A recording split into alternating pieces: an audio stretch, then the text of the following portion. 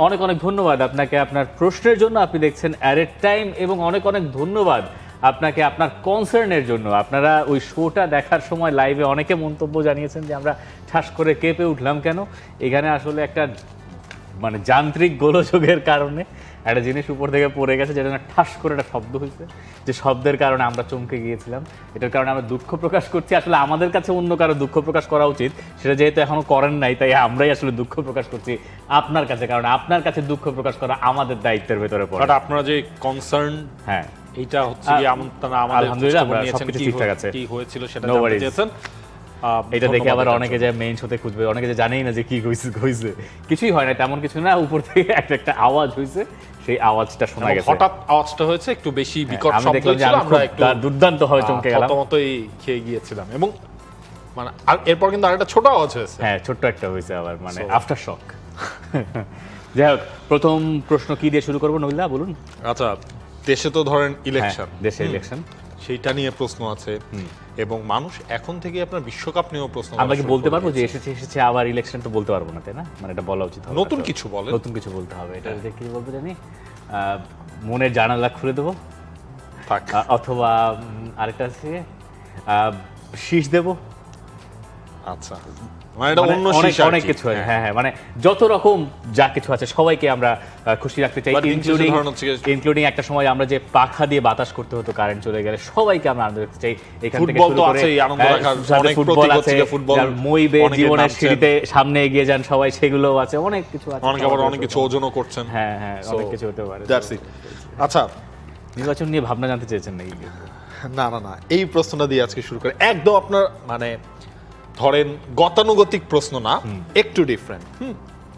মনে করেন সুমিত্র সেন, আপনার প্রশ্ন আমার খুবই পছন্দ হয়েছে আমাদের। মনে করেন আপনি নির্বাচন কমিশনার, মানে ইসি, আপনি নির্বাচনে প্রার্থী হয়েছেন Messi, Ronaldo, Neymar, Jose Mourinho, Carlo Ancelotti, Pep Guardiola. কাকে কোন মার্কা দিবেন? কাকে কোন মার্কা দেব? প্রথমত আমি ইসি হবই না বাংলাদেশের নির্বাচন হলে। না, উনি তো বলেছেন যে মনে করুন বিশ্বের অন্য কোথাও নির্বাচন হলে আমি সেটা ভেবে দেখতে পারি।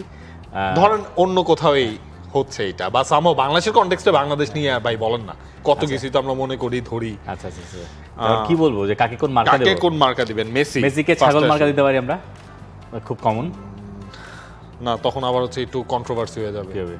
হ্যাঁ, ছাগল মার্কা যে বিশ্বাস করে মেসি ছাগল, মানে ছাগল মানে গোট আর কি, গ্রেটেস্ট অফ অল। হ্যাঁ, এখানেও আপনার মেসি, রোনালদো, নেইমার আছে।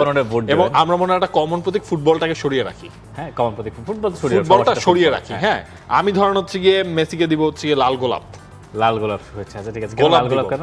কারণ মেসির গোলাপ খুব পছন্দ, তার পায়ের ট্যাটুর কথাও যদি একটু ভিজুয়ালাইজ করেন। আমরা মেসির ব্যাপারে কিন্তু আমরা চায়ের কাপ দিতে পারি। হ্যাঁ, উনি যে মাতে খান, আমি দিচ্ছি গোলাপ। বাংলাদেশে মাতের প্রচলন নাই, তার ওই ট্যাটু, পায়ের ট্যাটুর মধ্যেও তো আসলে রেড রোজটা আছে। ট্যাটুর কারণে তো বাংলাদেশে ভোট কম পাবেন। না, ট্যাটু না, ধরেন রেড রোজ, মানে উনি যেটাকে আসলে পছন্দ করেন, হ্যাঁ, সেইটার জন্য সেই হিসাব করে। আচ্ছা, রোনালদো যদি আসেন, রোনালদো আমি দিব হচ্ছে ঘড়ি, মানে ঘড়ি। কেন ঘড়ি?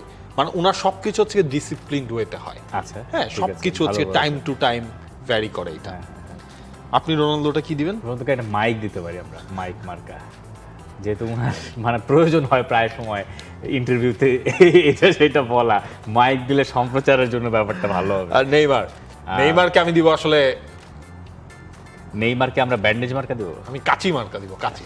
আচ্ছা ঠিক আছে, হতে পারে। ঠিক আছে, এরপর হচ্ছে হোসে মরিনিওকে বাস মার্কা, বাস পার্ক। জোসে মরিনিওকে বাস মার্কা, হ্যাঁ ভালো, এটা কিন্তু যায়, দিয়ে দিতে পারে। আনচেলত্তি হচ্ছে আনচেলত্তি চুইংগাম মার্কা। চুইংগাম মার্কা জীবনে দেখছেন? চুইংগাম মার্কা কেউ দাঁড়ায়? হয় না, তাই না? আপনি যা দিচ্ছেন এগুলো হয় না। চেয়ার কি? এগুলো প্রত্যেকটা প্রতীক, গোলাপ প্রতীক আছে, আপনার ঘড়ি প্রতীক আছে, কাচি প্রতীক আছে। আনচেলত্তি হচ্ছে চেয়ার মার্কা।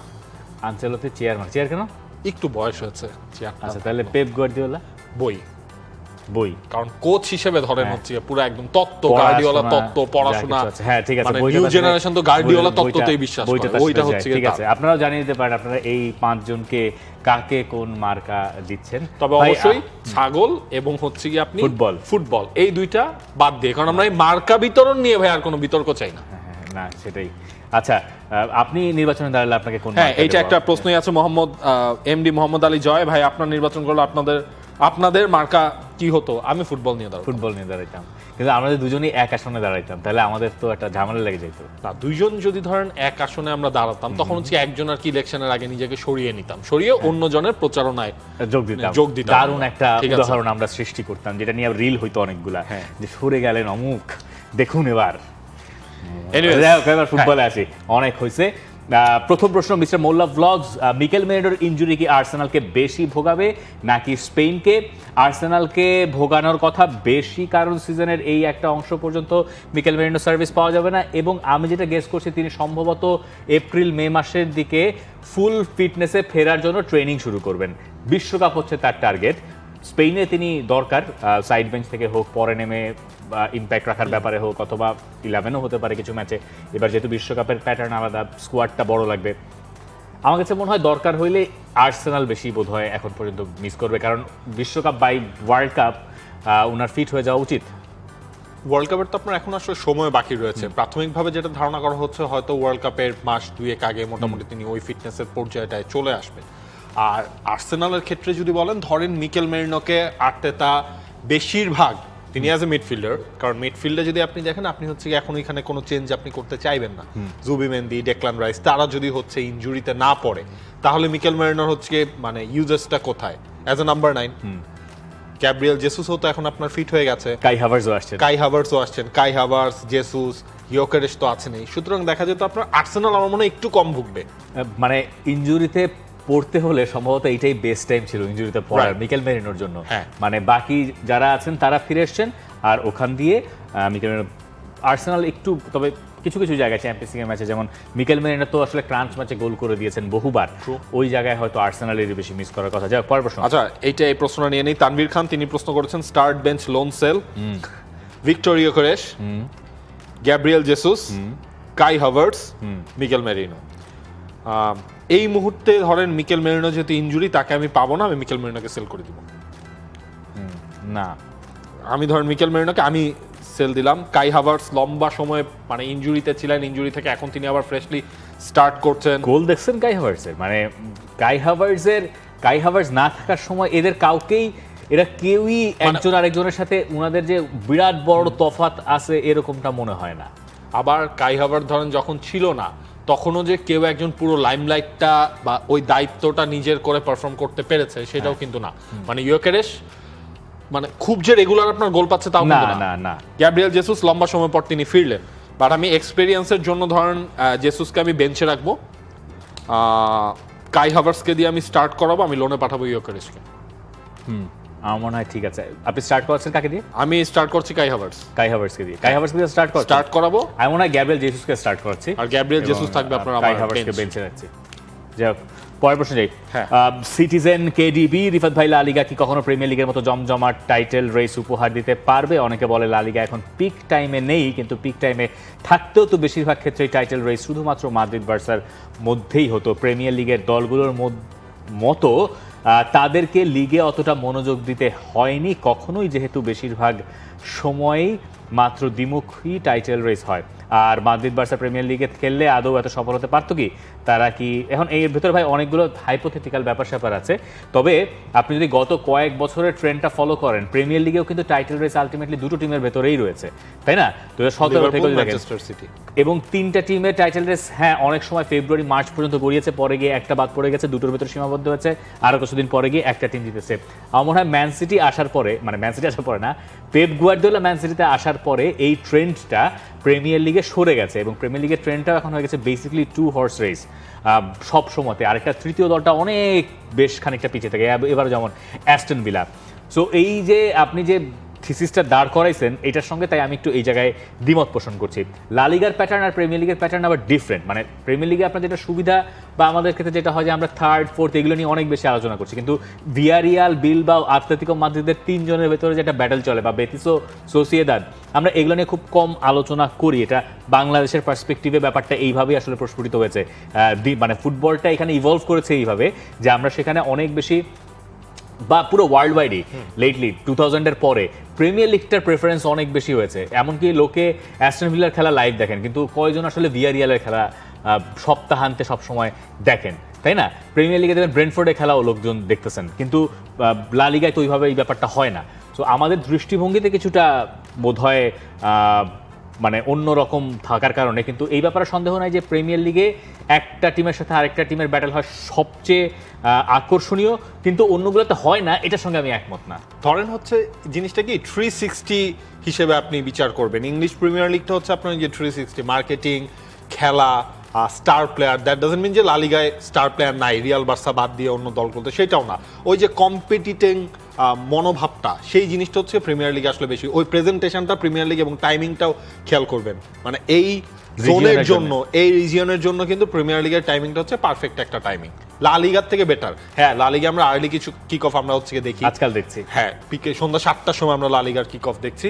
তো ওই হিসেব করে জিনিসটা, আবার খরচের দিক থেকেও তো ধরেন প্রিমিয়ার লিগের ক্লাবগুলো যেই পরিমাণ খরচ করে, লা লিগায় আপনি তো 2টা বা 3টা ক্লাবের পর রিয়াল, বার্সা, আতলেটিকো, অন্য ক্লাবগুলো তো ধরেন ধারে কাছে থাকে না। আবার রিয়াল আর বার্সার যে টাকার অঙ্ক, সেইটার সাথে তো বাকি প্রিমিয়ার লিগের টিমগুলো পেরে ওঠে না। মানে টাকার অঙ্ক বলছে যে রেভিনিউ জেনারেট, এবং রিয়াল বার্সা এমন দুইটা ক্লাব, ধরেন কোনো একটা প্লেয়ার প্রিমিয়ার লিগে খুব ভালো করছেন, কিন্তু রিয়াল মাদ্রিদ বললো যে আমি এখন ওই প্লেয়ারকে চাই, ওই প্লেয়ার না করতে পারে না। বার্সেলোনা বললো আমি ওই প্লেয়ারকে চাই, ওই প্লেয়ার না করতে পারে না। কিন্তু এই ঘটনা কিন্তু অনেক সময় প্রিমিয়ার লিগে ঘটে না। রিয়াল বার্সা একদিক থেকে আবার প্রিমিয়ার লিগের পুরো বিশ্বের চেয়ে কিছুটা আলাদা, মানে ওইটার ব্যাপারটা আবার একটু মনে হয়, আমার কাছে মনে হয় ওইটা আরেকটু ডিফারেন্ট একটা সেকশন আছে যেখানে এই দুইটা টিম বিলং করে। মানে রিয়াল এবং বার্সা এই দুইটা ক্লাব সামটাইমস আপনার লিগের থেকেও বড় হয়ে যায়। ওই দেশের লিগ, ধরেন লা লিগার থেকে বড় হচ্ছে রিয়াল, লা লিগার থেকে বড় হচ্ছে বার্সা, সাম কেসেস এরকমই আসলে হয়ে যায়। তবে রিয়াল বার্সার সঙ্গে বাকিদের দূরত্ব আজকাল বেশ কমেছে বলে আমার কাছে মনে হয়। যাই হোক, পরের প্রশ্ন যাই। এমডি তার প্রশ্ন, স্কালোনি সাম্প্রতিক ইউরোপ আমেরিকা সফর কি ইঙ্গিত দিচ্ছে আর্জেন্টিনা 2026 ওয়ার্ল্ড কাপকে সামনে রেখে ধীরে ধীরে পোস্ট মেসি ট্রানজিশনের পথে হাঁটছে? স্কালোনি যেমন করছেন, আনচেলত্তিও তো ঘুরে ঘুরে এটা সব কোচই করেন। হ্যাঁ, কারণ হচ্ছে আপনার এই টাইমটায় তো আপনার মার্চ উইন্ডোতে কারা কারা খেলবে, মার্চ উইন্ডোর দল, এই বছর ওয়ার্ল্ড কাপ রয়েছে, সব কিছু মিলিয়ে তো অনেককে আসলে দেখতে হয়। খালি আপনি টিভিতে সামনে দেখে, বা কোচদের ক্ষেত্রেও ধরেন তারা ওই স্কাউটিং এর ওপর বা ডাটার ওপর তারা ভরসাটা না রেখে সামনে থেকে জিনিসটা দেখতে চায়। ওই অপরচুনিটি যখন আসে, আপনি স্কালোনিরটাই চিন্তা করেন, উনি একবার ইউরোপে গেছেন, মোটামুটি সবকিছু কিন্তু তার কাভার হয়ে যাচ্ছে। আচ্ছা, স্কালোনি এমনিতেই থাকেন বেশি স্পেনে, মানে ওনার বাসাবাড়ি মায়োরকাতে। তিনি ইউরোপে যখন এই ম্যাচগুলো ফলো করতে যান, এটা তিনি এইবার করছেন তা না, তিনি এর আগেও করেছেন, সামনের দিনে ন্যাশনাল টিমের কোচ থাকলে করবেন, এবং এইটাই আসলে ট্রেন্ড ন্যাশনাল টিমের কোচদের। যে সময়টায় খেলা থাকে না, ওই টাইমটায় তারা আসলে প্লেয়ারদের অবজার্ভ করেন। এখন ওই যে ডেটাটারে পুরোপুরি তারা এড়িয়েও যান তা না, যে ডেটা আসে তার ভিত্তিতেই হয়তো সেখানে তিনি যান, যেটা মনে করেন যে আমি তো জানি মেসি তো আমি জানি, মেসির খেলা দেখে আমি কি করব, বা এনজো ফার্নান্দেজ কি করতে পারে আমি তো জানি, কিন্তু যেটা তিনি নিজে পরখ করতে চান যে আমি এখন ওকে দলে নেব কিনা, কারণ মার্চে আমার কাছে ওই একটাই পরীক্ষা নিরীক্ষার সুযোগ আছে, এরপরে তো আমি আর পারবো না। So now is the time, যে সময় কোচেরা দেশ ছেড়ে বিভিন্ন দেশে ঘুরে বেড়ান এবং প্লেয়ার স্কাউটিং বলেন অথবা প্লেয়ার দেখার বিষয় বলেন, এইটা তারা করেন। এই কাজ দিয়েগো মারাদোনাও করেছেন, সামনের দিনে ইন্টারন্যাশনাল কোচ যারা আছেন তারা সবাই কম বেশি এটা করবেন। এটা মানে খুব আহামরি কিছু আমার কাছে মনে হয় না। থমাস টুকেলকে আপনি এখন প্রায় সময় ম্যাচে খুঁজে পাবেন, ইদার ওয়ে হয়তো পেতেনি, বিশ্বকাপের জন্য আরো বেশি ঘন ঘন পান। যাই, হ্যাঁ, আচ্ছা, পরের প্রশ্ন নিব। অর্ণব বিশ্বাস দেব, রিফাত ভাই এবং নাবিল ভাই, হামজা চৌধুরীর ইনজুরি নিয়ে কিছু বলুন, কতদিন মাঠের বাইরে থাকবে? স্ক্যানিং এর পর রেজাল্টটা কি? এইটা এখন বলি, আজকে কি বার? মঙ্গলবার। আমরা যখন কথা বলছি মঙ্গলবার, কয়টা বাজে এখন? দুপুরবেলা, ধরেন যে 3:30 বাজে। এই সময় পর্যন্ত খবর হচ্ছে সোমবারে তার হওয়ার কথা একটা স্ক্যান। আজকে কি মঙ্গলবার, আজকে মঙ্গলবার, তাই না? গতকালকে তার একটা স্ক্যান হওয়ার কথা, গতকাল হওয়ার কথা ছিল, মানে সোমবার তার স্ক্যান হওয়ার কথা ছিল। আমার ধারণা স্ক্যান হয়েছে, স্ক্যানের রিপোর্টটা ওয়েট করার কথা না, স্ক্যানের রিপোর্ট আসলে চলে আসার কথা, এবং আপনি এয়ারটাইম যতক্ষণ দেখছেন ততক্ষণ হয়তো খবর পেয়েও যাবেন। হামজার ক্ষেত্রে স্ক্যানের পরে বোঝা যাবে তার অবস্থা আসলে কতখানি গুরুতর। আমার কাছে মনে হচ্ছে যে বোধহয় এই মাসে খেলাটা তার জন্য টাফ হয়ে যাবে, এবং যদি ইনজুরি আরও বেশি বড় হয়, স্ক্যানের পরে যেটা বোঝা যাবে তাহলে হয়তো একটু এক্সটেন্ডেড পিরিয়ড হতে পারে, কারণ লিগামেন্ট জনিত কোনো ব্যাপার স্যাপার সেখানে থাকতে পারে। আমরা বোধহয় আরেকটা ব্যাপারে, এই ব্যাপারে বোধহয় হামজার নিজের কাছ থেকেও শোনার একটা সুযোগ হতে পারে।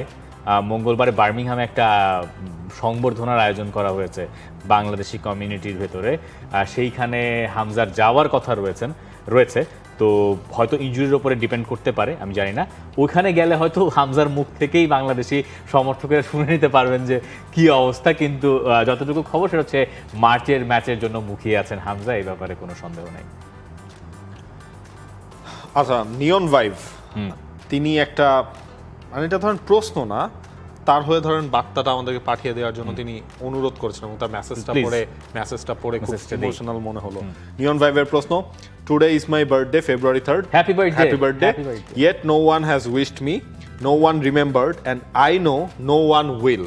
Okay, there is someone who watches your show regularly.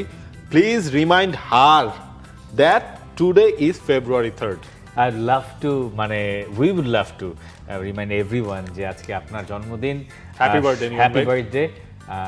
এবং কারো যদি মনে করার থাকে যে উইশটা আপনার জন্য বিশেষ, সেটা আপনি পান, সেটা আমরা আশা করি। তবে একটা ব্যাপার হচ্ছে যে কেউ যদি মনে না রাখে বা ইচ্ছা করে যদি মনে রাখতে না চায়, না, কেউ হয়তো মনে রাখতে নাও চান, দরকার নেই, মুভ অন।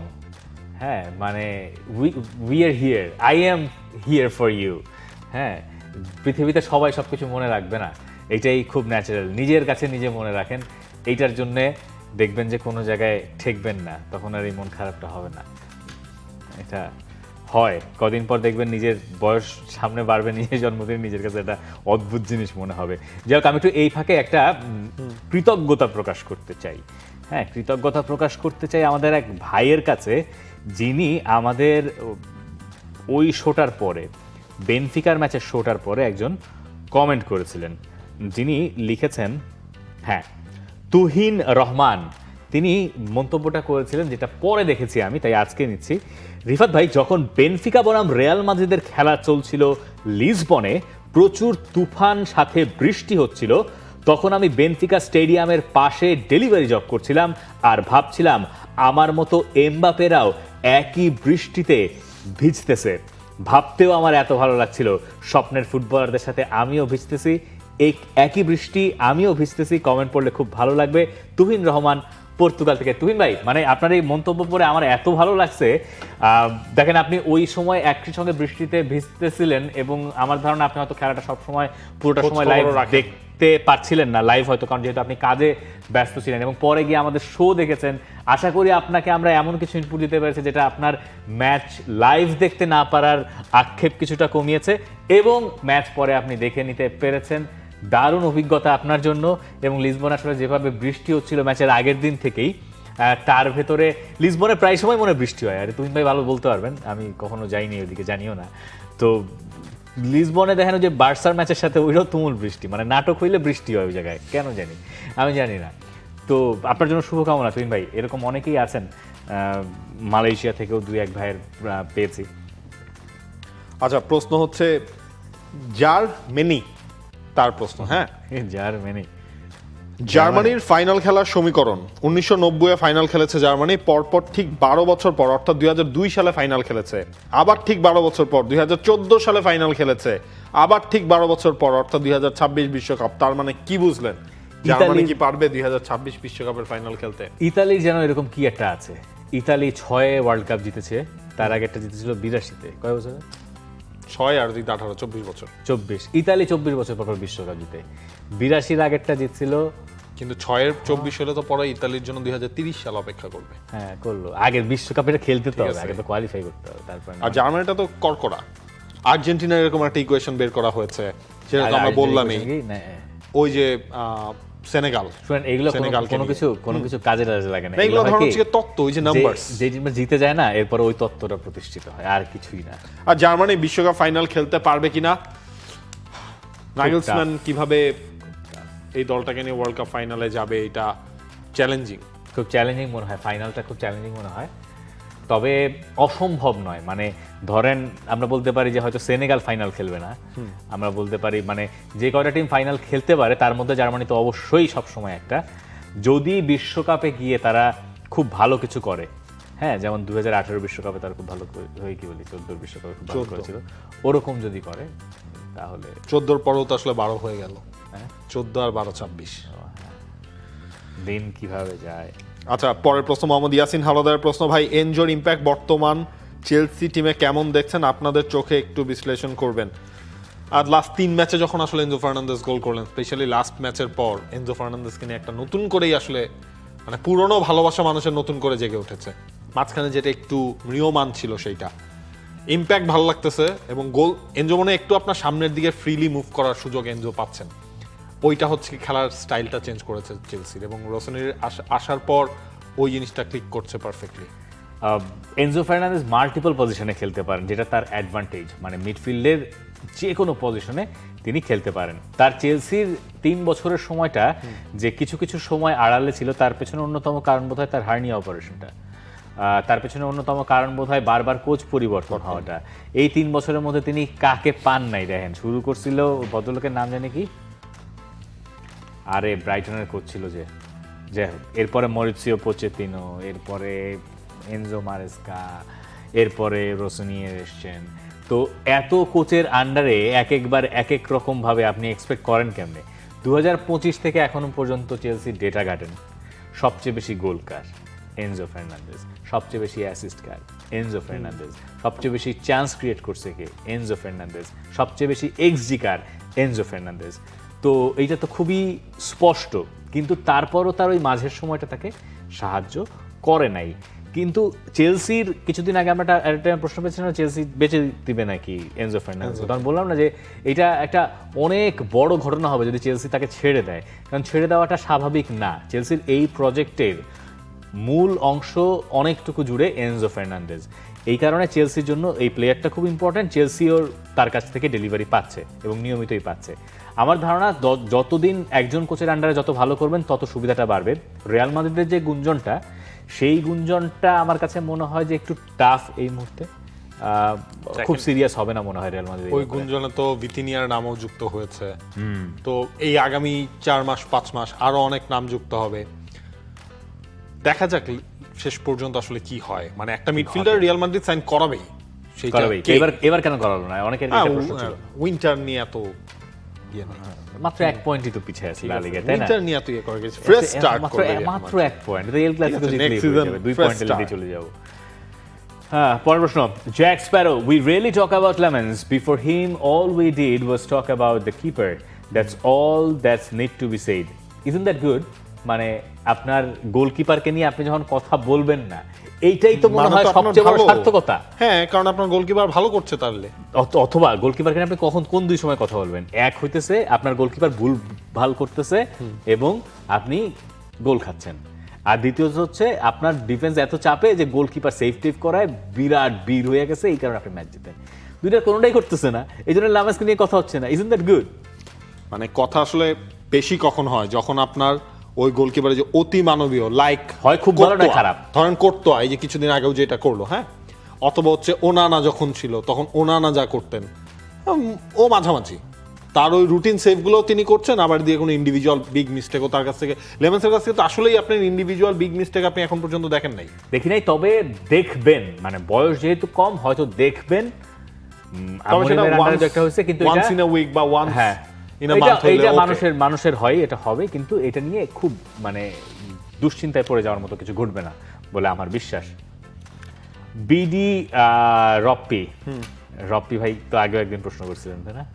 হ্যাঁ, রপ্পি ভাই আবার প্রশ্ন করছেন, ভাই আমি একজন বরুসিয়া ডর্টমুন্ড ফ্যান, আমি চাই বায়ার্ন মিউনিখ বুন্দেসলিগায় আরো কিছু ম্যাচ হারুক, আমিও চাই ভাই, মানে হ্যাঁ, তাহলে বুন্দেসলিগাটা একটু কন্টেস্ট বাড়বে, ডর্টমুন্ড লিগ রেসে আরো এগিয়ে যাক। ভাই এখন আপনাদের মতামত জানতে চাই, মতামত তো পাইছেনি, আমরা এটাই চাই, মানে চাই আপনার মত। ধরেন বায়ার্ন জিতক বা ডর্টমুন্ড জিতক, ওইটা নিয়ে কোনো আফসোস থাকবে না বা কোনো ফ্যাসিনেশনও নাই, কিন্তু কথা হচ্ছে আরেকটু কন্টেস্ট আসুক। অলরেডি বায়ার্ন পয়েন্ট হারাইছে, ডর্টমুন্ড ভালো করতেছে, বেশ ভালো। আচ্ছা, একটা খুব মজার কমেন্ট পাইছি, ফেক আনাস, ভাই ভিডিওর 31 মিনিটে শব্দটা কি আর্সেনাল ওরফে হাতির গাছের মগডাল থেকে পড়ে যাওয়ার শব্দের ফোরশ্যাডোয়িং নাকি? ভাই যদি আর্সেনাল শেষ পর্যন্ত এই পয়েন্টের পরে, এই এপিসোডের পরে যদি এরপরে আর্সেনাল লিগ টাইটেল হারায়, তাহলে আসলে এটা ওইটার ফোরশ্যাডোয়িং আমরা ওইভাবেই ধরে নিব যে আওয়াজটা হয়েছে ওটা মগডাল থেকে হাতি পড়লেই এরকম আওয়াজ হওয়ার কথা। আবার বার্সেলোনার জন্য এটা একটা সতর্কবার্তা হতে পারে আজকের কনটেক্সটে। আচ্ছা, ধরেন হাতি। আলবাসেতে, না আলবাসেতে হাতিটা তো ডিফারেন্ট কনটেক্সট, হ্যাঁ বার্সা নিয়ে আমরা কথা বলছিলাম, তখন হুট করে এমন একটা বিপদ সংকেত দিয়ে গেল। এনিওয়েজ, শওকত হোসেনের প্রশ্ন, সুইডেন প্রবাসী ফুটবলার আনিকা রানিয়া সিদ্দিকীর বাংলাদেশে আসার বিষয়টা কিভাবে দেখেন? তার প্রভাব কি জাতীয় দলে টের পাওয়া যাবে কিনা? দেখেন, আনিকা এমন একটা টাইমে বাংলাদেশের ক্যাম্পে যোগ দিয়েছে, প্র্যাকটিস ক্যাম্পে, তখন কিন্তু আবার পিটার বাকলারও নাই, কারণ পিটার বাকলার হচ্ছে এখন এইজ লেভেল টিম নিয়ে নেপালে আছেন। তো এই ক্যাম্পে আনিকার পারফরমেন্স কেমন হয় পিটার বাকলার আসার পর তিনি দেখবেন, দেখার পর আলটিমেটলি ফাইনাল কলটা দেবেন। আর আমার মনে হয় মেয়েদের ফুটবলেও বা ওমেন্স ফুটবলেও যখন এই ধরনের আপনার বাইরের লিগে খেলা, বাইরের দেশ থেকে আসা ফুটবলাররা যুক্ত হচ্ছে, আমি এটাতে তো খারাপ কিছু তো দেখি না, বরং এটা পজিটিভ। এটা পজিটিভ। বাংলাদেশের ছেলেদের ফুটবলে যেমন হচ্ছে, মেয়েদের ফুটবলেও যখন যেই জিনিসটা আসবে তখন সেটাকে মানে বিগ পজিটিভ সাইন হিসেবে আমি দেখবো।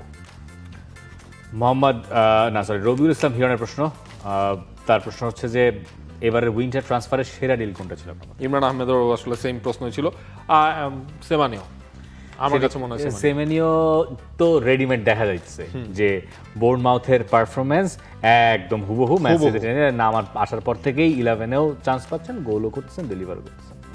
Whose other than that? Semenyo যদি বাদ দিয়ে দিই, মানে সবসময় এখন মর্নিং শোজ দ্য ডে তো সবসময় সত্যি। তাইলে আবার ধরেন ঘুরে ফিরে হচ্ছে আমি বলবো মার্গেহির কথা, এইটাও আবার একদিক দিয়ে রেডিমেড, এইটাও আপনার রেডিমেড। ওইটার ইম্প্যাক্ট কি আমরা এখন টের পাইছি?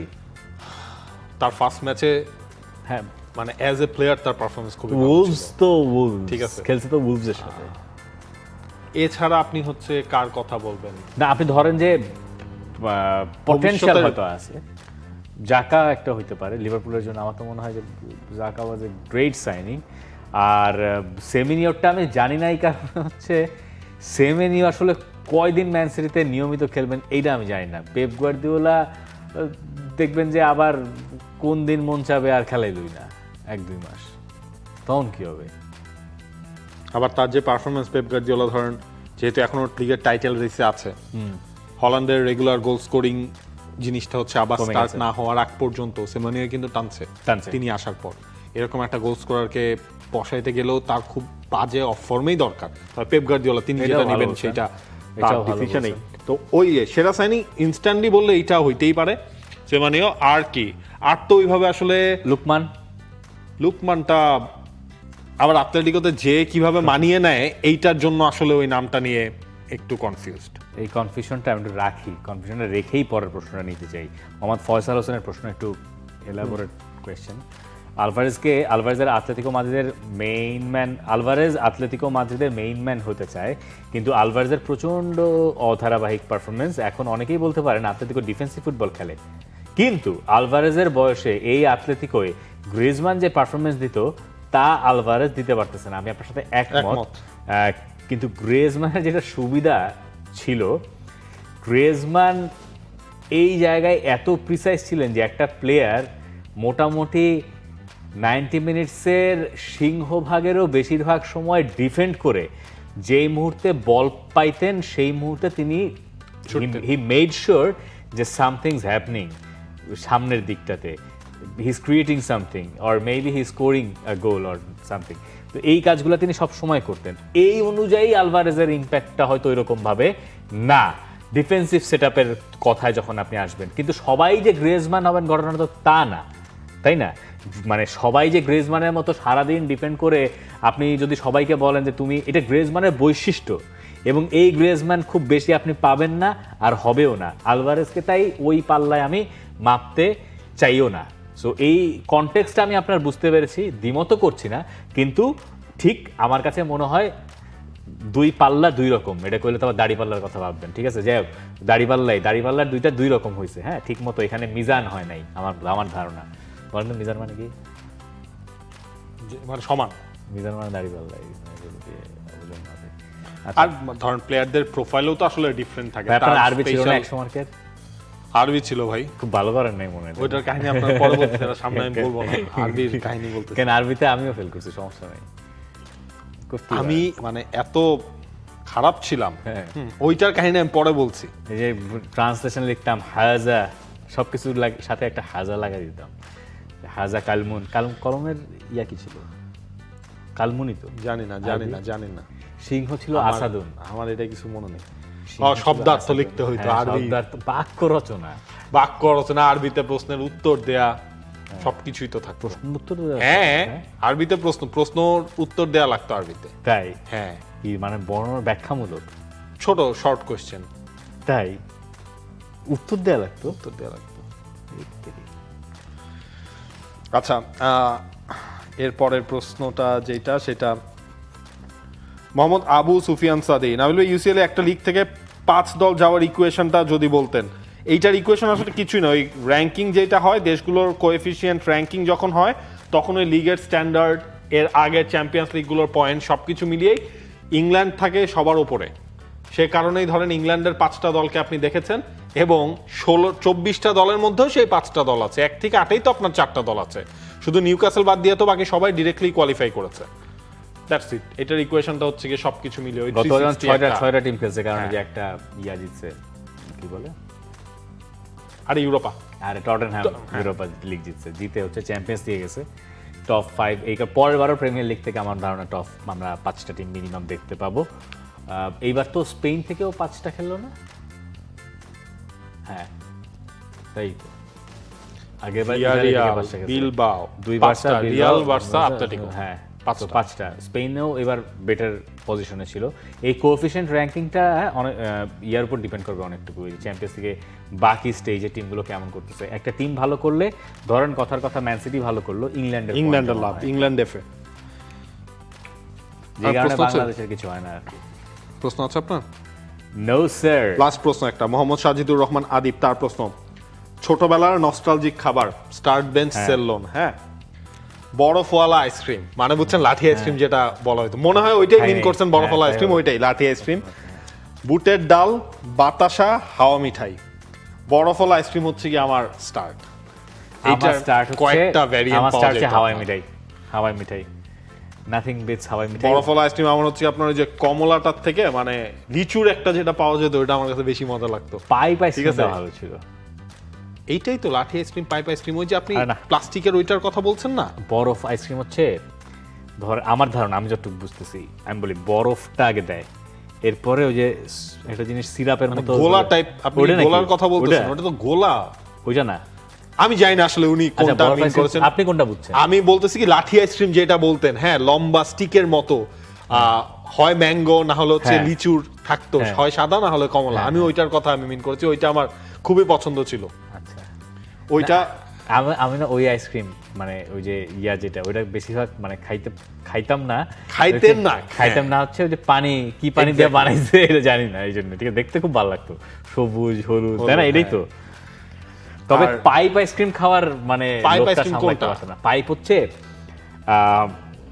প্লাস্টিকের একটা চিকন লম্বা একটা এইরকম একটা স্টিক, ঠিক আছে? হ্যাঁ। এটার মধ্যে আইসক্রিমটা জমা থাকতো, ওই পলিথিনের মতো ব্যাপারটা ভাই, ছিঁড়ে এটাই তো আমি বলতেছি লাঠি আইসক্রিম। তো লাঠি আইসক্রিমের মধ্যে স্টিক আসলো কই থেকে? এটা স্টিকের মতো সাইজ না? ও, আমি হ্যাঁ। তো এইটা বললাম, আমি ভাবছি স্টিকের stick মতো আলাদা, সাইজ। হ্যাঁ, না, না ঠিক না আছে, না, এইটাই। এইটা ভাই, এইটা টপ, এটা আমার কাছে খুব ভালো পাইপ লাগতো। আইসক্রিম জুস ভাই, পাইপ আইসক্রিম কোন পানি দিয়ে বানায়, হ্যাঁ, এই জন্য আমি খাইতাম না আসলে, মানে খাইতে আমাকে নিষেধ ছিল। আর হাওয়া মিঠাই হচ্ছে কি আপনার আমার বেঞ্চ সেল করে দিব। বুটের ডাল কোনটা, মানে বুটের ডাল কি? বুটের ডাল তো আসলে খাই নাই কখনো, মানে দেখি ডাবলি বা ঘুগনি টাইপ কিছু বলছেন? ঘুগনিটা হইলে শুধু ঘুগনি কি আমরা খাইতাম নাকি? খাইতাম তো হয় বেলপুরি, নাইলে কেন শুধু ঘুগনি আপনি স্টেডিয়ামে যে খাইতেন না? স্টেডিয়ামে শুধু ঘুগনি খান নাই আমি কখনো ন্যাশনাল ঘুগনি স্টেডিয়ামে? খাইনি, আচ্ছা, একটু না না না, আমি একটু না, না, আমি ঠিক আছে। ঘুগনি ভাই খাই না। আমার হচ্ছে কি আপনার I'm not a big fan. বাতাসা হচ্ছে কি আপনার সেল, আর লোন হচ্ছে বুটের ডাল, মানে ঘুগনি ধরেই বলতেছি। বাতাসা ভালো লাগে না। হ্যাঁ, বাতাসা। Thank you. কেমন জানি বাতাসা কি তাল মিশ্রি? তা তো না, বাতাসা তো বাতাসা। বাতাসা, I know বাতাসা। বাতাসা, ইয়েস, সরি। মসজিদে দিত আপনার মিলাদের সময়, বুঝছেন, ছোটবেলা যখন মসজিদে যাইতাম মিলাদের পর হয় জিলাপি ওটা জিলাপি নাহলে থাকতো, বাতাসা বাতাসা আসলে বাতাসাও দিত পাইনি। বাতাসাও ধরেন হচ্ছে দুইটা বাতাসা দিত ঠিক আছে এরকম দ্যাটস ইট বাতাসা খাইতে খারাপ না, ভালোই। Thank you For more updates, subscribe to our YouTube channel and click on the bell icon. Follow us on Facebook and Instagram. Download T Sports app to enjoy exciting games and highlights. Visit tsports.com.